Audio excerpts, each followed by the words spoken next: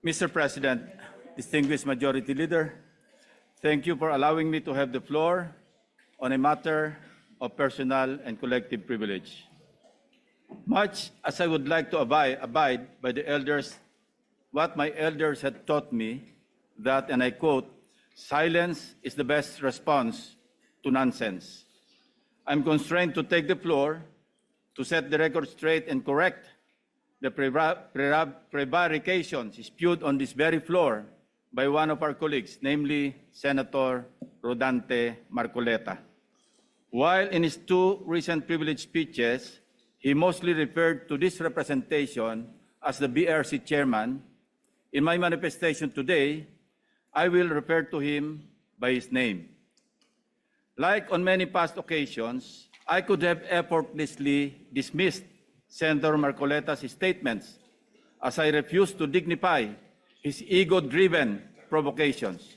But when the attacks shift from professional to obsessively personal, I must shut the whole political circus down, firmly, completely, and without ambiguity.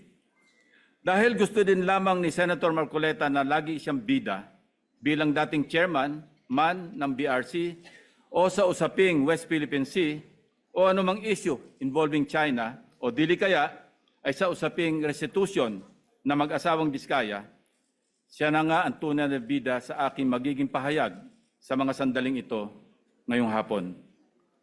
Memory is short, Mr. President. With that said, and with your indulgence, let me refresh our memory on the historical background of the animosities, or shall I say, why the gentleman from Tarlac and Pampanga, Senator Rodante Marcoleta, has become so obsessed with tagging and bad-mouthing this representation, as he has become obsessed with defending China in many fora, like in the confirmation hearing of 35 senior officers of the Armed Forces of the Philippines, but especially when he interpellated our distinguished colleague from the majority bloc, Senator Francis Kiko Pangilinan, when he sponsored and defended Senate Resolution number 37 last February 2. So obsessed that he had to resort to rigorous stalking of all my interviews and social media updates, nitpicking from every statement I uttered, and tricking this august chamber to cry foul, armed with nothing but his draining litany.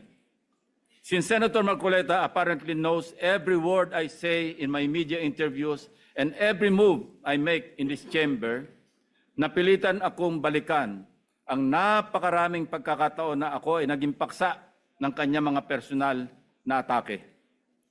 Perhaps, Mr. President, it started when this representation inquired about Senator Marcoleta's hilaw interpretation of Senate rules relative to his motion to dismiss in the impeachment case against Vice President Sara Duterte last year.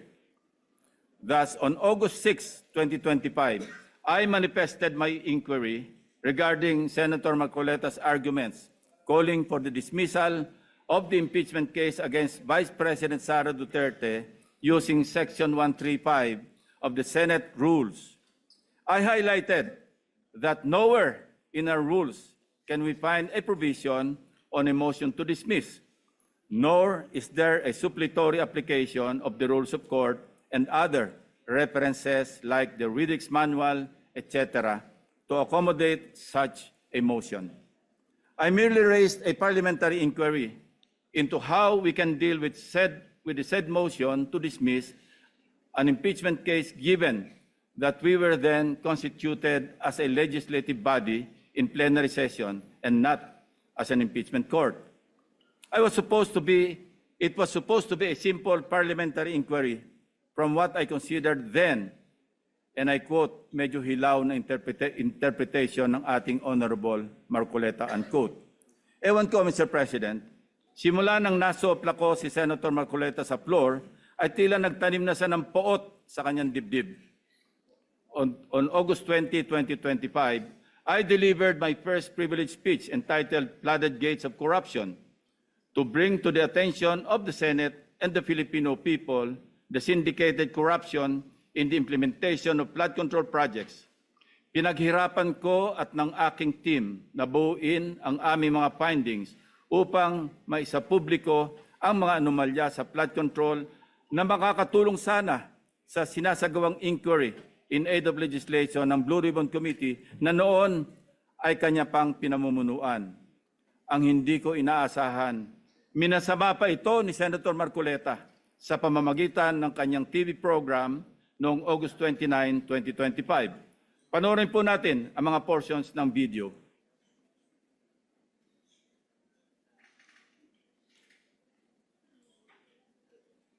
Ngayon, isang major committee yung Blue Ribbon, bawal na yung gagawa ka pa ng sarili mong pagpapahayag.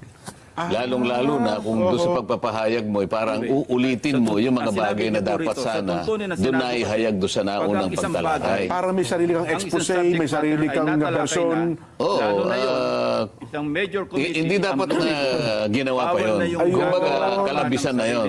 Sa tuntunin kasi, bawal na yun. Lalo na kung doon sa pagpapahayag mo, ay parang uulitin mo yung mga bagay na dapat sana ay doon na ihayag sa naunang pagtalakay. Hindi dapat ginawa pa yun.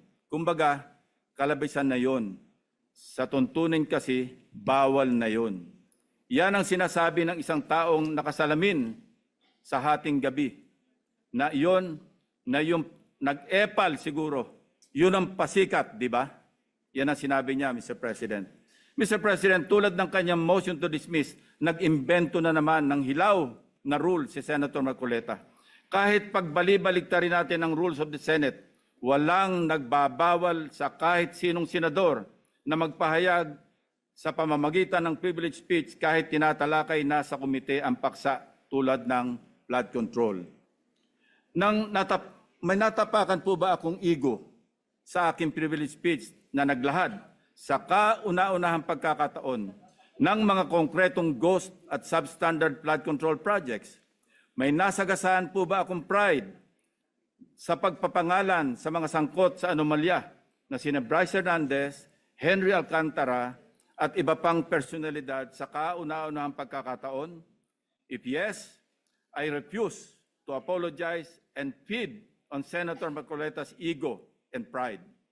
On September 9 last year, after the leadership change and subsequent reorganization of Senate committees, including the Blue Ribbon Committee with me as its chairman, hindi na lalo nakamove on si Senator Marcoleta.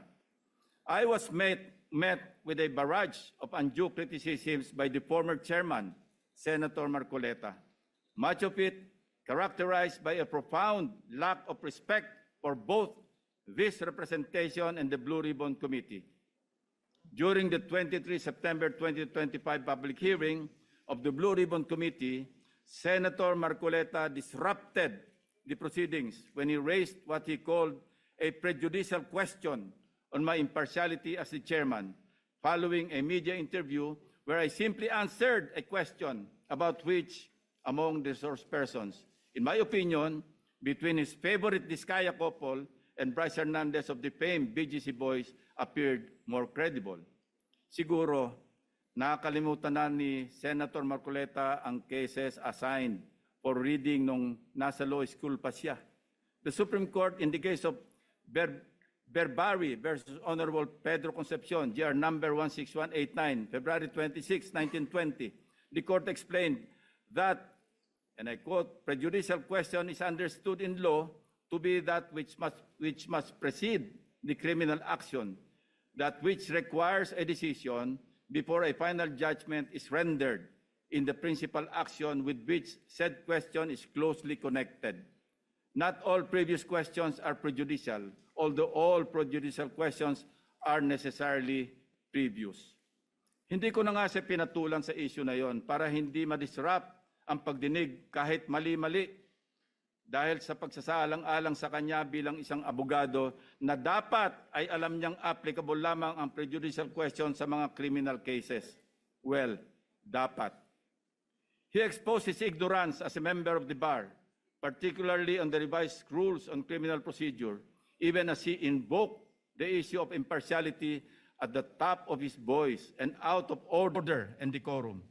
continuously interrupting the chairman and everybody else, while shamelessly appearing to act as counsel for the Diskaya couple, without even disclosing before the committee members that one of his family members was an independent director of insurance companies that provided bonds for contractors owned by the 207 billion peso flood control contractors, Curly and Sara Diskaya. Being a non-lawyer, Mr. President, I hate lecturing a lawyer, no matter how low he ranks among his fellow members of the bar, if I may borrow the words of former senior Associate Justice, Supreme Court Associate Justice Antonio Carpio. Since he is now asking for it, I also thought, as lawmakers, we may as well be educated in this regard. So let me state for the record the following. Under Rule 111, Prosecution of Civil Action, Section 7 of the Revised Rules on Criminal Procedure, the elements of a prejudicial question are A, the previously instituted civil action involved an issue similar or intimately related to the issue raised in the subsequent criminal action, and B, the resolution of such issue determines whether or not the criminal action may proceed. Kung may napansin ang mga manonood, ito ang naging asal ni Senator Marcoleta, which begged the question, why is Senator Marcoleta so protective of the Diskayas? This inquiry remains valid and grounded, and I can show you from the many, many occasions he stood for in support of the Diskayas. Let us watch. Technical, go ahead, you play back. If you're ready. I'm raising prejudicial question. Ang mangyayari nito, so, mas credible si Bryce kesa Diskaya. Bakit gano'n? Why are you so protective of Diskaya? Why are you so protective? Nagmamadali daw po ako na mabigyan sila ng witness protection program. Yun po yung sinasabi ng batas. Pag hiningi nila with their consent, sapagkat nanganganib ang buhay niya, hindi ka magmamadali. Ilalagay ko po ba sa kamay ko ang kaligtasan ng mag-asawa na yun? Kinakailangang magsoli po sila ng mga nakulimbat nila, which to my mind is not correct. Paano mo sasabihin na magre-restitute ang isang tao? Meron na bang findings kung magkano i-restitute on how it can be restituted? Nag-a-apply pa lang eh. What is the reason behind the law? So that we can get justice, and justice can only be attained if there is restitution. So that is the principle behind all of these things that we are talking about now. Mr. Secretary, restitution will come after. It cannot be. So it can come before or after, sir. It can come before. or You after. cite the law that it come before. Yung Diskaya, to my mind, were the first to apply under the witness protection program. Ang problema po doon, kung wala namang korte pa pong nagsasabi kung talagang sila'y nagnakaw o nakapagnakaw, sino pong magkukwenta noon? Problem is, ang sabi ng dating DOJ Secretary, ba hindi, kinakailangan isoli muna yung mga pinagnanakaw. Paano ngayon siya mapuprocess if that was dangled? So, ang tinatanong ko nga sa inyo, hindi sa sinungaling. Kayo ang nagbigay na ng condition kasi, did you agree that you restitute any money to the DOJ? Wala po kang maibibigay po. At saka... O yun na nga, because wala kang maibigay, hindi kanya ipoprocess under the witness protection program. Is that not correct? So pinipili nyo yung gusto nyo i-process. Ngayon, kung ayaw ninyong bigyan sila ng protection under that law, kaya siguro umayaw na sila sa ICI. Mr. President, it is also coincidental that multiple news outlets revealed a damning link between Senator Marcoleta and the Diskayas. In one news story, a relative of Senator Marcoleta was said to hold a directorship at Stronghold Incorporated and Milestone Guarantee insurance companies that provided bonds for contractors owned by the flood control king and queen, Curly and Sara Diskaya, at the center of a multi-billion peso flood control corruption scandal, raising conflict of interest questions in a high-profile Senate probe. Hindi pa po dito nagtatapos ang pagbibida ni Senator Marcoleta. Noong September 25, 2025, nagpresenta si Senator Marcoleta ng surprise witness sa katauhan ni Mr. Orly Gutesa. As chairman, I did not raise any objection to members like him introducing surprise witnesses during the proceedings at that time, as long as it can help in unearthing the truth behind the flood control mess, including and most importantly, exposing the masterminds if evidence warrants. Gayunpaman, hindi pa man tapos ang araw, pumalag na sa media ang sinasabing nakapirma sa notary public na si Attorney Pechi Espera. Nakalaunan ay naging kasalanan ko pa din sa paningin ni Senator Marcoleta. Hindi po ang Senado ang nag-iimbestiga at nagbigay ng hatol na forged ang notaryo ni Gutesa. Mismong ang Branch 18 ng Regional Trial Court ng Manila ang nag-imbestiga. Independent yon sa Senado. Sa halip na tanggapin, galit pa sa resulta ng kaso dahil hindi naaayon sa gusto niyang kalalabasan ng investigasyon. Asal bida talaga. Ang matindi pa, nanakot pa na magsasampa ng kaso laban sa judge at abogado. Again, style bida. Pa-victim effect pa po masyado na parang bida sa pelikula. Mr. President, ang kwento pa, ako daw ang nagpapahiwatig na tinuturuan o kinocoach niya si Gutesa sa bahaging ito ng pagdinig. Mr. President, sa obserbasyon ng napakaraming nanonood, tila baga tinuturuan niya kung anong pahina. Page 20 nga daw ang basahin. Sa kamalasan niya, nagkataon na putol pala ang kopya ng affidavit ni Gutesa. Kung todo, tinayuan pa niya para ibigay ang kanyang kopya na parang bida sa eksena. Nakalimutan yata ni Senator Marcoleta na naka-live TV coverage ang pagdinig, kaya walang pakundangan at walang kahihiyan sa inasal niya. Kaya nga kitang-kita, pati si Henry Alcantara tawang-tawa. Nakalimot din sandali na hindi pa siya state witness noong nag-testify si Gutesa. Let us watch the actual video dahil baka sabihin na naman niya nag-splice kami ng video. Let's Ang watch. nasabing basura, ito, Merong napuputol sa binabasa mo eh. Huwag kang magmadali. Huwag kang magmadali. naputol na, Ulitin mo yung paragraph 20. wala na akong, hindi ko makita na putol na siya.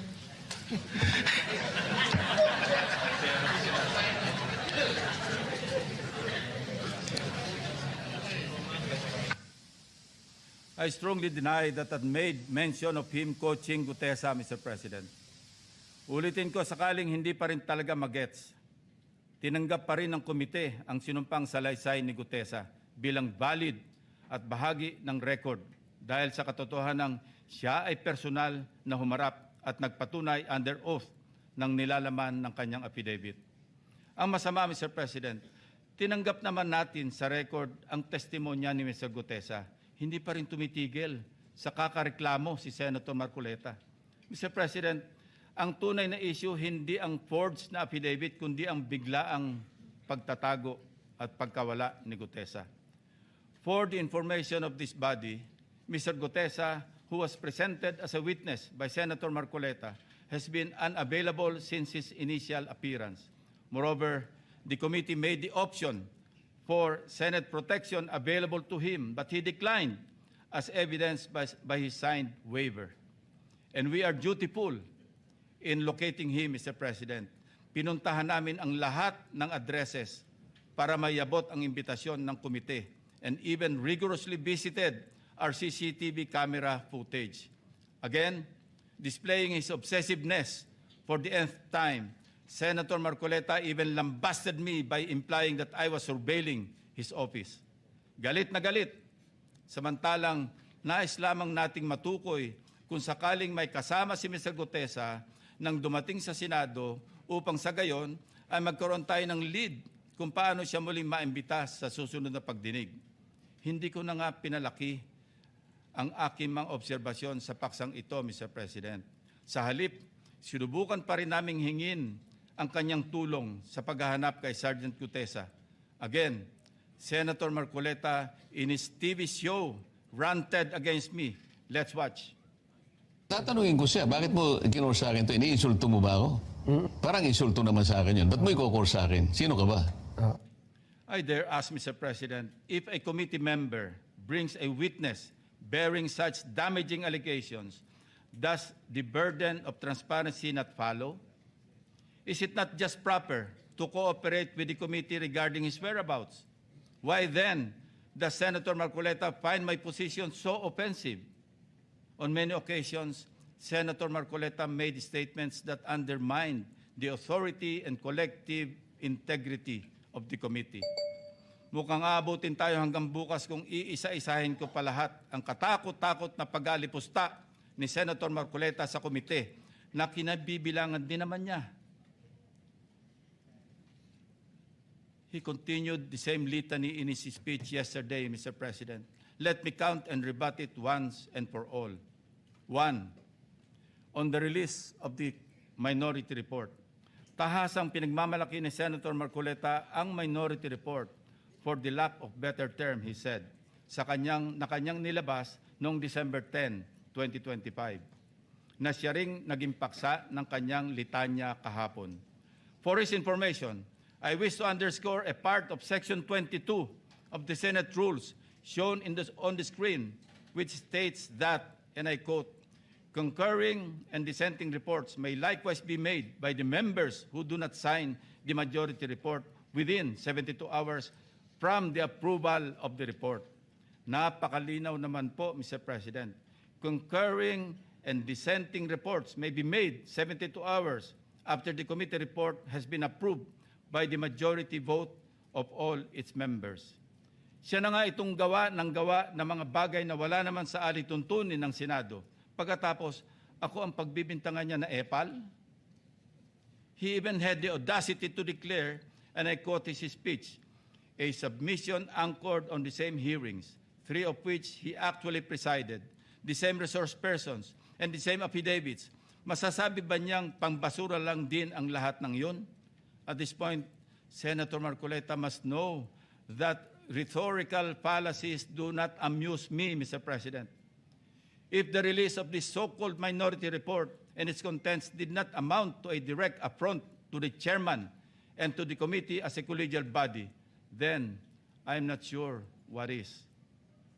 May I also emphasize, Mr. President, that this same report brazenly stated that, and I quote, the BRC, Blue Ribbon Committee, cannot and should no longer compete with the National Prosecution Services and eventually the judiciary in finally disposing of these cases, unquote. Clearly implying that the committee must conclude its proceedings. Mr. President, sino ba siya para pangunahan ang chairman at ang mayorya na miyembro ng committee? Wala sa lugar, wala sa hulog. Saganang akin lang din naman, kagulat-gulat po ba ang naging reaksyon ng representasyon na ito na walang lugar ang ulat na yan kundi sa basurahan? Kayo na ang humusga, Mr. President. Number 2, let us go to the BRC draft partial committee report na pinamahagi ng komite noon pang ika-11 ng Pebrero nitong taon, na sa mismong araw na ito ay 1 buwan na ang nakakalipas, na siyempre ay laman din ng only reklamo ni Senator Marcoleta. Anya, ang natanggap ng kanyang opisina ay isang PDF file or document na may watermark ng bawat opisina na nakatanggap nito na wala man lang daw pirma ng chairman ng komite. Natural, walang pirma dahil advance copies lang naman ang pinadala namin sa opisina ng lahat ng members.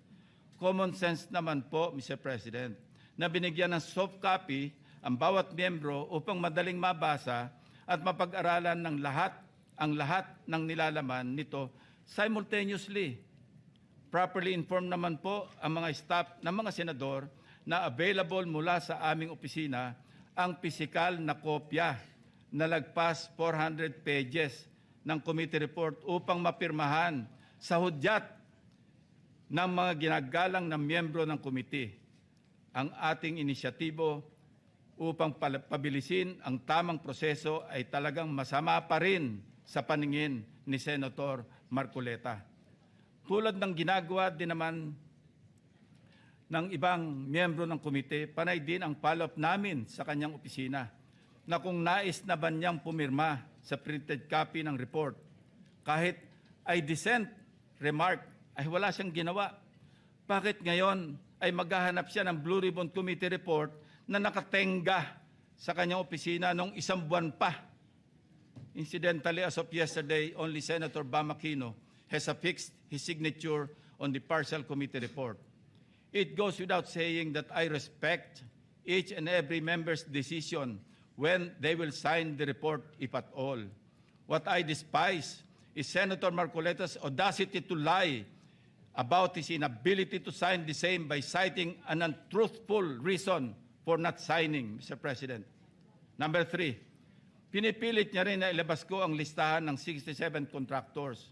He said in his speech, and I quote, in his press release dated August 10, 2025, posted on the Senate website, the BRC chairman disclosed that House members called him and that he had a list of 67 congressmen who are contractors. Yet, he did not summon them to any BRC hearing. Why did he not name them to be fair to the rest of the members of the House of Representatives? Ito po ang tunay na splice, Mr. President. Kung babasahin lang po ni Ginoong Marcoleta ang susunod na sentence, malinaw na malinaw po ito. And I'd like to paraphrase. Lacson clarified that he merely asked a congressman friend from the lower house and that, again I quote, I chuckled and said, I don't have a list. Ulitin ko po, noon at hanggang ngayon, kahit ipagpilitan at isplice ng kung sino, wala akong listahan at wala akong sinasabing may hawak akong listahan ng mga tinuguroang contractors. Wala akong pangalan. Alam mo yung 67 na contractors na naging congressmen or yung congressmen contractors, nakuha ko yan sa isang member ng House noong kasisimula pa lamang ng 19th Congress 2022. Number 4, madiin din po ang pag-question ni Senator Marcoleta sa interparliamentary courtesy. He said, and I quote, this doctrine, Mr. President, which is not even part of our rules, is not absolute. And then he added, if anything, those who occupy the highest offices in the government must be the first to answer, not the last to be asked, unquote. Senator Marcoleta even mentioned, again, and I quote, the members of Congress have no immunity from investigation, subpoena, or public scrutiny, unquote. Mr. President, hypothetically, if the House of Representatives initiates an investigation on Senator Marcoleta's statements of contributions and expenditures, or SOSE, over an alleged discrepancy, would the Honorable Senator stand by his position to disregard interparliamentary courtesy? If his former colleagues were to issue a subpoena, a show cause order, or even a warrant of arrest, would he still argue about the relevance of interparliamentary courtesy? Ito po ang tunay na hypothetical question, Mr. President. Lest we forget, 2 taon pa lamang ang nakakalipas, siya mismo ang nagsisisigaw sa House of Representatives at nag-motion na i-terminate ang budget deliberations para bigyan ng parliamentary courtesy ang Office of the Vice President. In his words, Mr. President, Parliamentary procedures, Madam Chair, grow from or are enriched by traditions, experiences, and precedents. You may not like the person, you may not like her presence here, but you have to respect the office of the Vice President. That is all. Because that is guided by the tradition. Kahapon po, kagaya po na sinabi nila, wala nang pinagtanong sa office of the President. And that is correct. That is in line with that tradition. such hypocrisy, such double standard, such a farce that does not dignify an answer, Mr. President. Incidentally, since I mentioned the SOSE case with the COMELEC in violation of the Omnibus Election Code, kung ninanais ko lamang na ipahamak siya, ay naghain na sana po ako ng Senate resolution calling for an inquiry in aid of legislation para ipatawag ang mga COMELEC officials upang ipaliwanag bakit masyadong delayed ang usaping ito. When the issue of Senator Marcoleta's failure to disclose his campaign contributors in his sources surfaced, our dear colleague tried to clarify the matter. In fact, during his own show, Saganang Mamamayan, dated November 8, 2025, he made the following disclosure. Please watch. Nelson, alam mo, mga kaibigan ko, nagbigay sa akin talaga. Alam mo, pakiusap lang nila. Isa lang. Tanggapin mo ang tulong namin sa'yo. Okay. Congressman ako noon, Kong. Kami po ay naniniwala na karapat dapat kang makarating sa Senado. Tanggapin mo ang lagang to. Marami sila. Isa lang ang kanilang pakiusap sa akin. Ano po yun? Eh sana wag mo na kaming i-disclose ang identity. Ngayon, kapag ka naglagay ako ng figure sa contribution, mapipilitan akong mag-disclose ng pangalan nila. Alam mo kung bakit? Merong kaakibat na kung tawagin ay deed of acceptance of donation. Paano yun ka ako? Contribution to eh. Hindi, sabi niya, binigay ko nga sa'yo, contribution, pero utang na loob mo sa akin yan. Ituring mo na lang na utang, sabi niya, di ba? Loan. But when he was issued a show cause order by the COMELEC, he tried to backtrack on his arguments by saying that he received those contributions when he was not yet a candidate, as defined by the decision of the Supreme Court. I guess Senator Marcoleta and his legal team thought they were being smart by being technical about when these contributions were made. Pero nakakatawa, Mr. President, wala nang mas lilinaw pa sa sariling pag-amin ni Senator Marcoleta.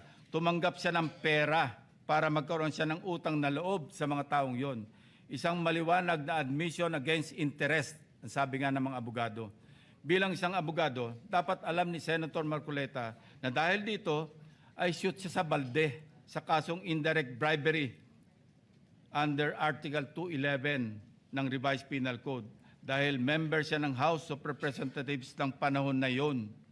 Maliwanag sa batas na krimen sa mga public officials na tumanggap ng pera o gift by reason of their office, kahit walang pangako na particular act or omission sa nagbigay ng pera.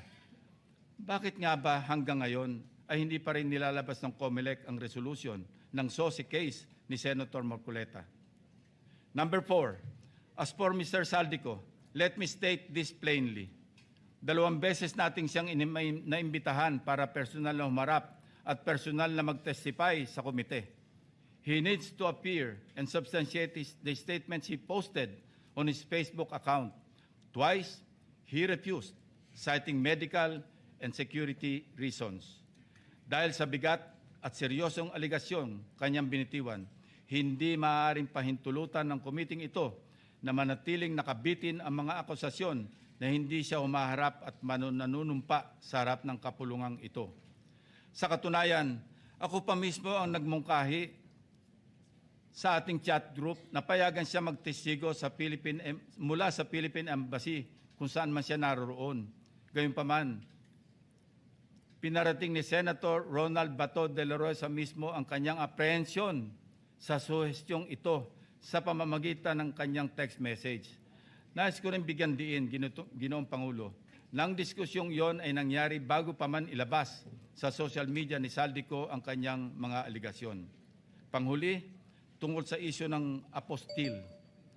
Ang isang apostille affidavit ay hindi kailanman maaaring maging alternatibo sa personal appearance. Hindi ito mapapalitan ng direct testimony at lalong hindi dito mapapalitan ang tungkulin ng isang saksi na harapin ang komite, sagutin ang mga katanungan at sumailalim sa masusing pagsusuri. Kung handa si Saldico na magbitiw ng mga seryosong akusasyon sa publiko, dapat ay handa rin siyang humarap sa atin at panindigan ang mga aligasyong iyon sa ilalim ng sumpa. Ikalima, sa kanyang akusasyon sa representasyon ito kaugnay ni Congressman or former Speaker Martin Romualdez. Kung binasa lamang po ni Senator Marcoleta ang partial committee report, makikita po niya na nakapaloob na doon ang lahat ng nais niyang ipahayag. Kung hindi man higit pa, rekomendasyon para sa fact-finding investigation AMLAC bank inquiry and filing of freeze order petitions are for future. Kung napakarami pa niyang gustong ipaglaban at paimbestigahan, bakit siya rin ang nagsabi sa kanyang minority report na dapat tapusin na ang pagdinig? Kung sa bagay, kung mayroong isang bagay na consistent si Senator Marcoleta, ito ay ang pagiging inconsistent sa kanyang mga pinagsasasabi. As to the other witnesses allegedly not invited by the committee, it bears stressing that the committee has not terminated its hearings, contrary to the suggestion in the so-called minority report. The intention at this stage is simply to have the partial committee report filed and sponsored in order to reflect the evidence received thus far and to allow the committee to consider the next steps, taking into account the views of the members on other areas that may be pursued as the path forward toward the eventual conclusion of the hearings. As to the other matters raised under the rules of the Blue Ribbon, the chairman serves as the chief executive officer of the committee and, as such, exercises broad discretion over matters pending before it, including the invitation of witnesses. Members may suggest witnesses or move for the invitation during a hearing, and if such motion is approved by the members of the committee, the same will, of course, be respected by the chair. Pang-anim, sa kawalang kamatayang i-give up ang KIG remark na umabot din sa isang full privilege speech upang ipangalandakan na ako ay nasa likod ng pag-splice ng kanyang video upang siya ay siraan. His statement, and I quote, verbatim, Mr. President, ang gawin natin po para madali, i-give up natin ang KIG. Then, mako-coordinate na natin lahat, unquote. Is that merely suggestive, Mr. President? Ito ay kasing kintab ng bumbunan na nasinagan ng tirik na araw sa tanghalin tapat, Mr. President.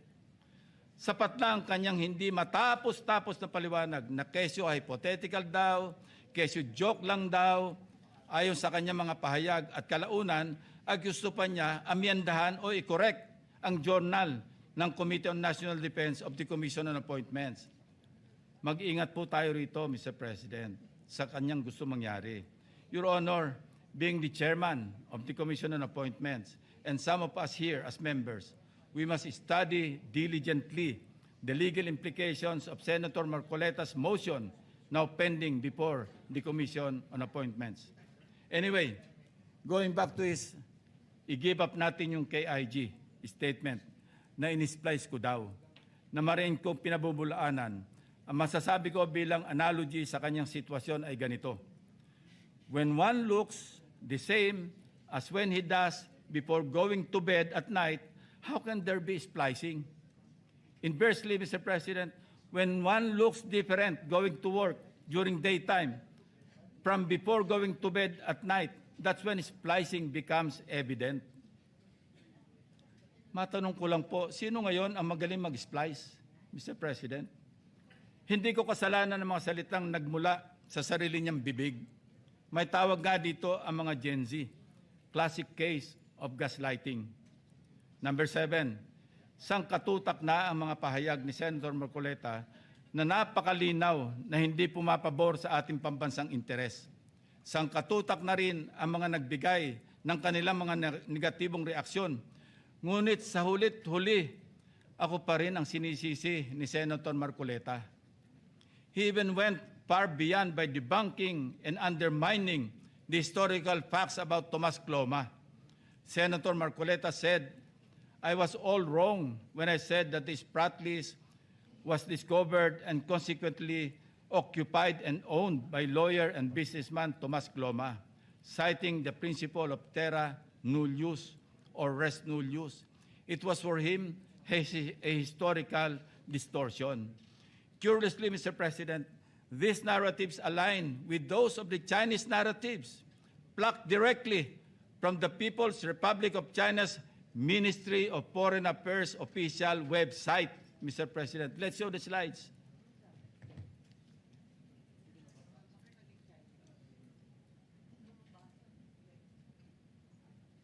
Ayan po, kita-kita natin.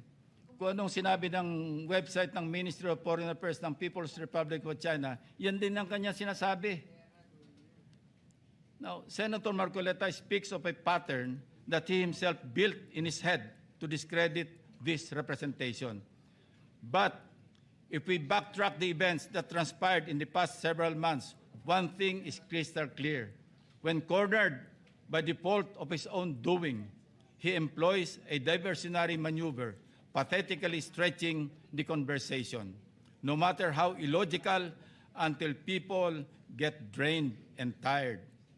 Just as a squid squirts ink to darken the water and blind everyone around while it swims away, a person may throw out irrelevant issues, fake scandals, or emotional outbursts to distract the public from the actual evidence or the main point of an investigation.